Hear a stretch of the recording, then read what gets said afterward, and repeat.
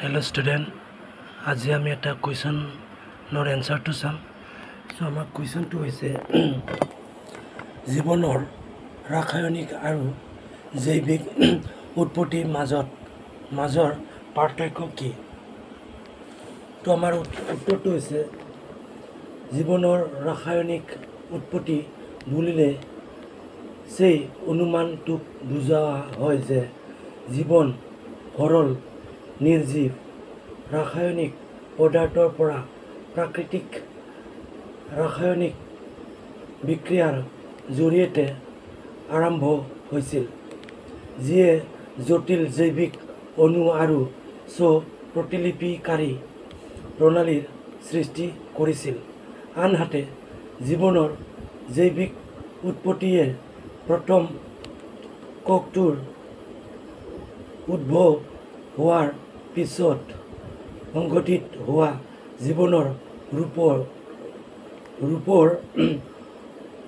পৰৱৰ্তী প্ৰক্ৰিয়া আৰু ভিন্নতা বৰ্ণনা কৰে, যি জৈৱিক পদ্ধতিৰ জৰিয়তে হৈছে।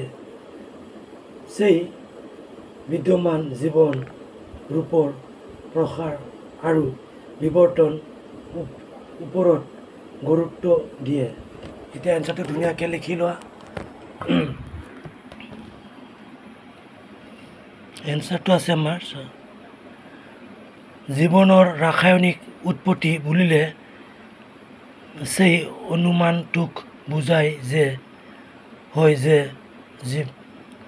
সৰল নিৰ্জীৱ ৰাসায়নিক পদাৰ্থৰ পৰা প্ৰাকৃতিক ৰাসায়নিক বিক্ৰিয়াৰ জৰিয়তে আৰম্ভ হৈছিল, যিয়ে জটিল জৈৱিক অণু আৰু প্ৰতিলিপিকাৰী প্ৰণালীৰ সৃষ্টি কৰিছিল।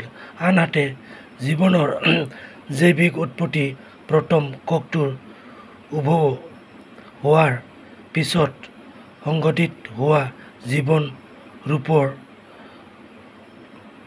পৰৱৰ্তী প্ৰক্ৰিয়া আৰু ভিন্ন বৰ্ণনা কৰে, যি জৈৱিক পদ্ধতিৰ জৰিয়তে সেই বিদ্যমান জীৱন ৰূপৰ প্ৰসাৰ আৰু বিৱৰ্তন ওপৰত গুৰুত্ব দিয়ে। এতিয়া এনসাৰটো লিখি দিয়া।